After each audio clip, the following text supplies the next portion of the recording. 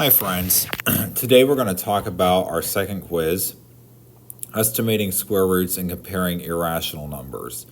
We're going to start with number 1. It says use the following numbers to fill in the blanks such that a true statement results. I have 3 numbers here, and the easiest way for me to order numbers is to make them into decimals. So I'm going to look at the square root of 40, and obviously we don't have a calculator, so we're just going to estimate. I need to figure out the 2 perfect squares between the square root of 40. I know that on the lower end, the square root of 36 is equal to 6. And I know on the higher end, the square root of 49 is equal to 7. So I know that the square root of 40 has to land somewhere in between 6 and 7. And because 40 is a little bit closer to the square root of 36, I would estimate that the square root of 40 is going to be about 6.3. Okay. Moving on to our second one, 30 divided by 4. I'm going to use long division to figure this out. So I'm going to take the bottom number of my fraction, the denominator. I'm going to put it on the outside of my division box when I divide to figure out what this is as a decimal. I know that 4 goes into 30 7 times.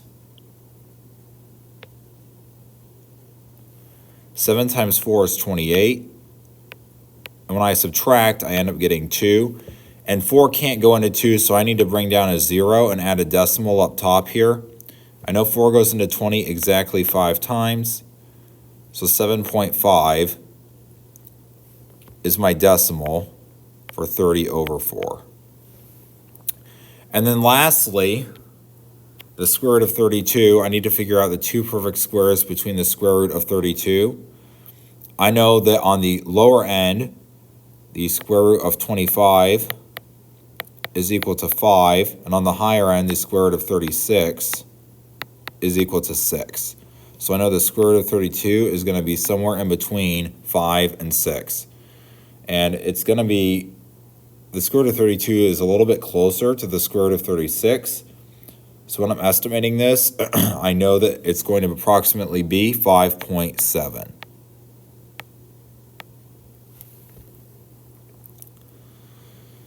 Okay, I'm going to go ahead and order these now. Because they're in decimal form, it's a lot easier for me.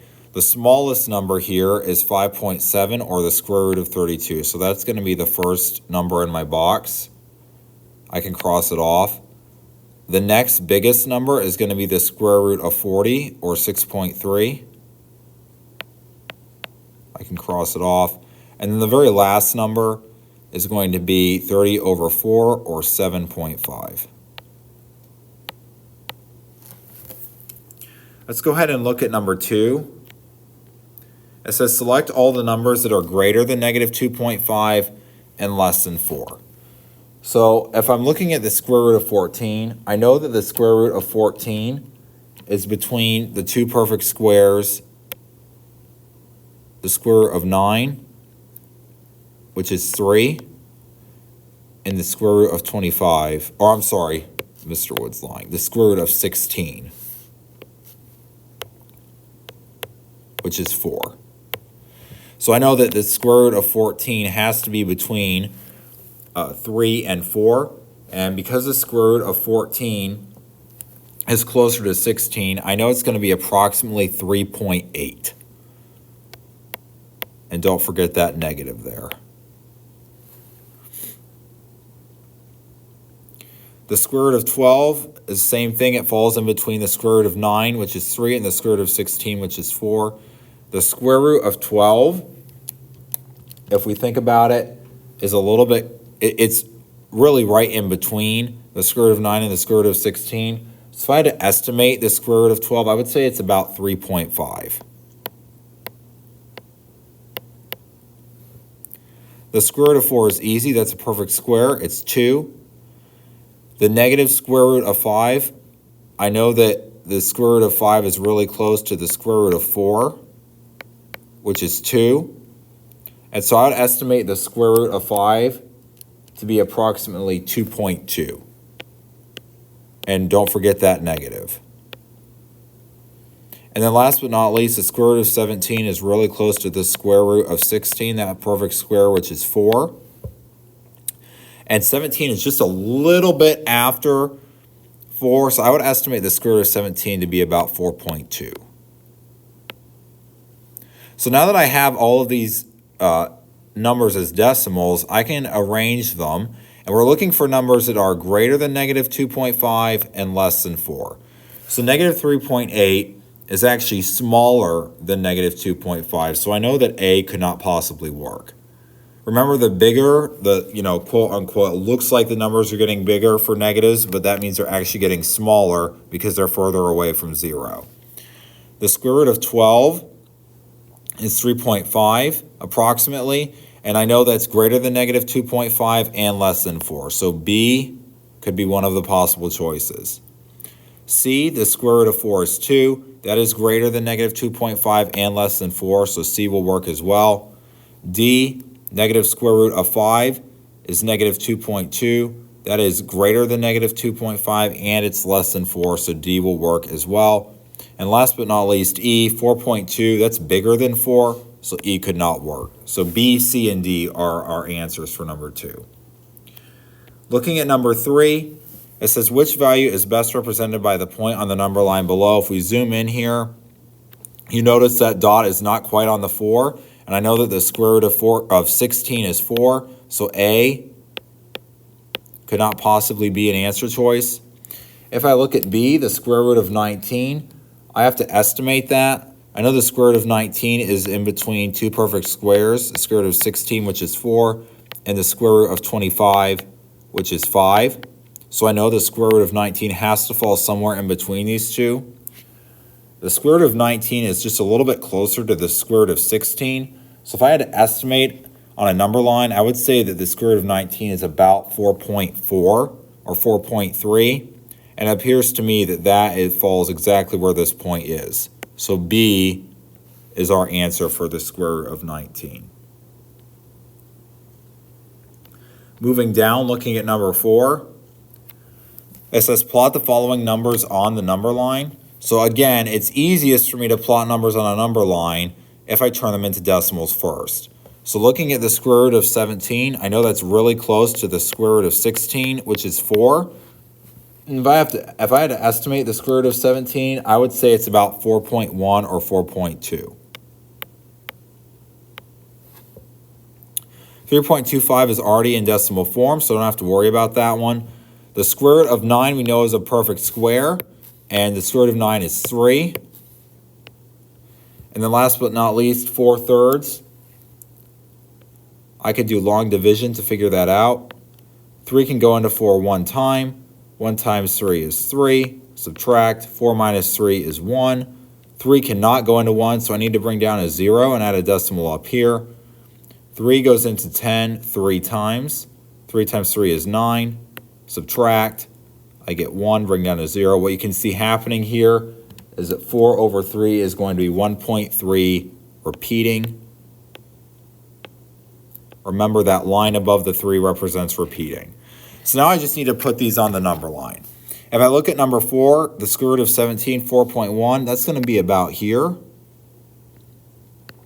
Right, the square root of 17.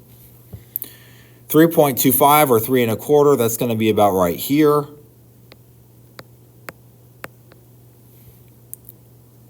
Negative 3, or the negative square root of 9,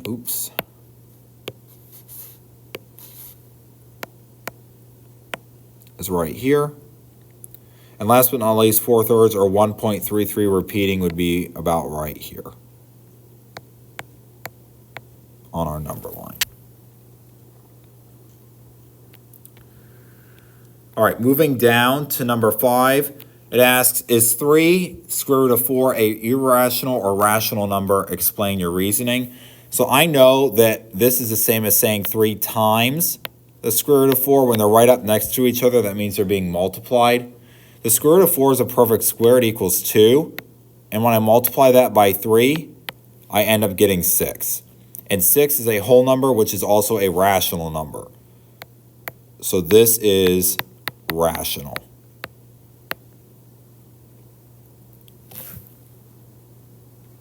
Looking at number 6, is the square root of 50 a rational or irrational number? I'm sorry, the square root of 50 divided by 2.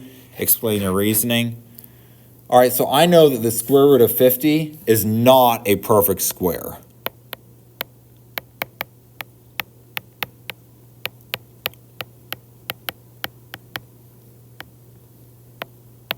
And because it's not a perfect square, does not equal a perfect square, I should say, it is irrational. All right, remember, only perfect squares are rational, right? So if it's not a perfect square, it's not going to be rational. Or if the square root doesn't equal a perfect square, it is not rational. 0.23 repeating. I know that any number that's repeating, any decimal, my pen's being goofy. Any decimal that repeats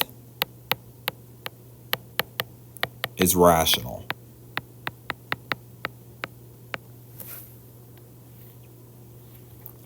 And last but not least, number 8, is negative 3 pi over 4 a rational or irrational number? I see that pi in there. Remember, pi is always irrational, right?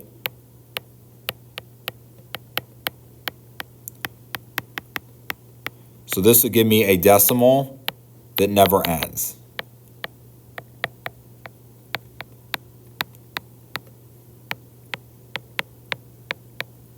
And does not repeat.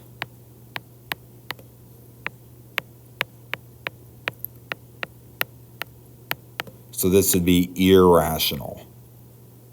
Negative 3 pi over 4 is irrational.